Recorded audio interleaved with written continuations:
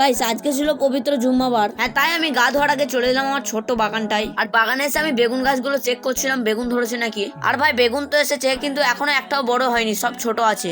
আর বাগানটা ঘুরে দেখার সময় আমার চোখে পড়লো এই আতাগুলো। এই গাছটা অবশ্য আমি 1 বছর আগে লাগিয়েছি, আর এটাই এর প্রথম ফল। আর সত্যি কথা বলতে আমি এরকম লাল আতা কোনোদিনও দেখিনি কিন্তু। আর ভাই এই বাগানটা ছোট হলেও কিন্তু আমার কাছে বাগানটা অনেকটাই বড়, কারণ এটার মধ্যে আমার পরিশ্রম আছে এবং খাটুনি আছে। তো যাই হোক গাইস, আমি বাগান থেকে বেরিয়ে চলে এলাম, কারণ নামাজের সময় হয়ে গেছে। আর ফাইনালি আমি গাটা ধুয়ে নিলাম। আর গা ধোয়ার পর আমি পাঞ্জাবি টাঞ্জাবি পরে বেরিয়ে পড়লাম নামাজ পড়তে যাওয়ার উদ্দেশ্যে। এন্ড ফাইনালি চলে এলাম আমাদের গ্রামের মসজিদে। আর মসজিদে এসে দেখলাম ভিতরে একজন বসে আছে, তাই আমরা চলে এলাম মাঠের ধারে।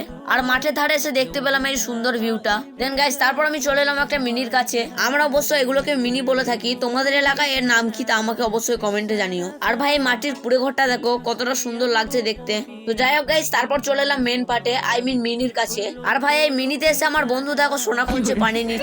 আর ভাই এদিকে ভিউটা দেখো কতটাই না সুন্দর লাগছে দেখতে। আর পানির কথা তো ছেড়েই দাও, পানিটা কতটা ক্লিয়ার, আই মিন পরিষ্কার দেখো। হ্যাঁ, তাই আর কি আমি বেশি দেরি না করে ওখানেই অজুটা সেরে ফেললাম। আর ভাই এই অজু করার পর যে শান্তিটা মেলে না, আমার মনে হয় এটা পৃথিবীর আর এক অন্যতম শান্তি। তো যাই হোক গাইস, তারপর শুনতে পেলাম নামাজের সময় হয়ে গেছে, তাই আমরা চলে এলাম মসজিদে। তো ফাইনালি গাইস আমরা এখন নামাজ পড়ে বাড়ি যাচ্ছি। আর বাড়ি যাওয়ার সময় প্রায়শই কিন্তু আমি এরকম ঘটনা দেখে থাকি। আর বাড়ি যাওয়ার সময় এই কিউট বিড়াল ছানাটার সঙ্গে দেখা হয়ে গেল, তাই আমি এখানে এর সঙ্গে একটু খেলা করে নিলাম। তো যাই হোক গাইস, ফাইনালি বাড়ি এসে আমি একটু হালকা খাওয়া দাওয়া করে শুয়ে পড়লাম আর ঘুমিয়েও নিলাম হালকা। তো যাই হোক গাইস, আমি এখন ঘুমাই, তোমরা এখন ফলো এন্ড সাবস্ক্রাইব করো আমায়। আর হ্যাঁ, আমার তরফ থেকে সবাইকে জানাই জুম্মা মোবারক।